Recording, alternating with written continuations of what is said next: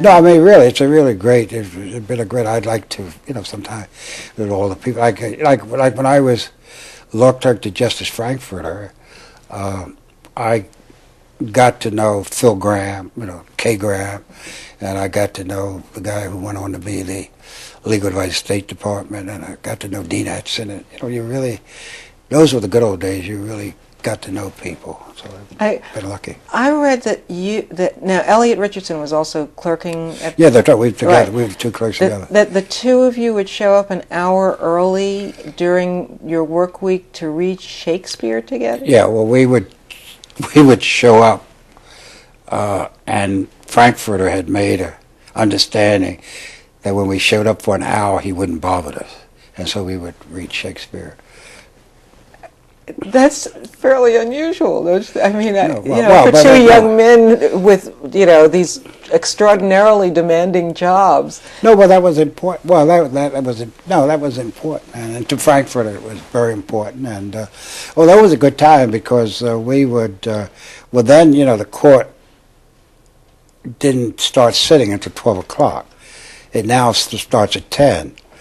But Frankfurter would get up every morning about 6 o'clock and read 2 or 3 newspapers, and then he'd walk to work with Dean Atchison, and then he would come from there to the court. So by the time he got to the court, and Atchison had been Secretary of State, then he'd tell everything was happening in the government, so what happened, what he did last night. And it was really a great education. And excuse me, yeah. Sir, could you take a drink of water? Oh. Well, was it Shakespeare and poetry? Mm-hmm. No, it's what that happened. Is unusual. That is unusual. No, really, because actually, the professor had a guy named Paul Freund, and he was about the most brilliant man I ever saw. And Frankfurter taught him, and there was a legal principle that even though you may have a cause of action, is not yet right to bring the lawsuit. And at that point, Paul Freund was a student, and he mumbled something. And Frankfurter said, "Well, what are you saying, Mr. Freund?" And Paul Freund was reciting a passage from Shakespeare, something about I'll show it to you right now. And so these things are relevant.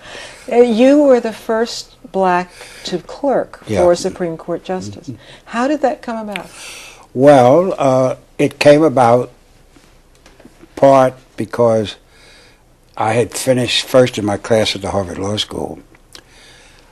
And during that year, I also won the Beale Prize, which was the highest mark in conflict of law. I must say I was unfair. I read the catalog, and I realized if you got the highest grade, you won $400. $400 is a lot of money then. And I didn't tell anybody else. I really think I could. And then I clerked for a gentleman named Herbert Goodrich on the Third Circuit. And he happened to be one of the three leading scholars on conflict of laws. So I got to know that. And then one day I got a call from Professor Hart asking me whether next year would I like to clerk for Justice Frankfurter. And I, of course, said yes. Well, I think the person that really recommended me was Paul Freund, who we'd gotten to be very good friends, and so that's how I got. Frankfurter never interviewed me, but I had met him before because he used to come up to the Harvard Law Review dinners, and so I'd see him there. But he never actually. Because what had happened was that after I talked to Hart, and Hart, very different, just said fine and hung the phone. But then I never got any call. When should I report? When do I see Justice Frankfurter? So about a month and a half later, I called Paul Freund because he was by far my best friend in the law school, my professor, and I told him about the conversation. And he said, I better check. So he goes back to Professor Hart and said, you talked to Coleman, but you never did. And Hart said, oh, gee, that Coleman must not be as bright as you think he is. Because do you think I'd ask him that question? If he said yes, he would have the job. So that's how I got the job. Yeah. Did you have a sense that you were making history? Well, I knew that I was the first, but on the other hand, I certainly knew that Charlie Houston and Bill Hasty, under different circumstances, would have been the first because they were brighter, more able people. What do you think made the difference? Well, I just think the difference time. I mean, Charlie Houston was the first black to make the Harvard Law Review. Bill Hasty was the second. They lived in a different time, so they didn't have the same opportunity. And once you had made the transition, how did it go? Oh, it went fine. Oh, that was a great year. Oh, I had a real great time, and I learned to. Well, by that time, the co-clerk was Elliot Richardson, so we two of us worked hard together, and we had a great social life together in Washington, and we really had a good time. And then each justice had either one or two law clerks, and we became very friendly, and I got to know them.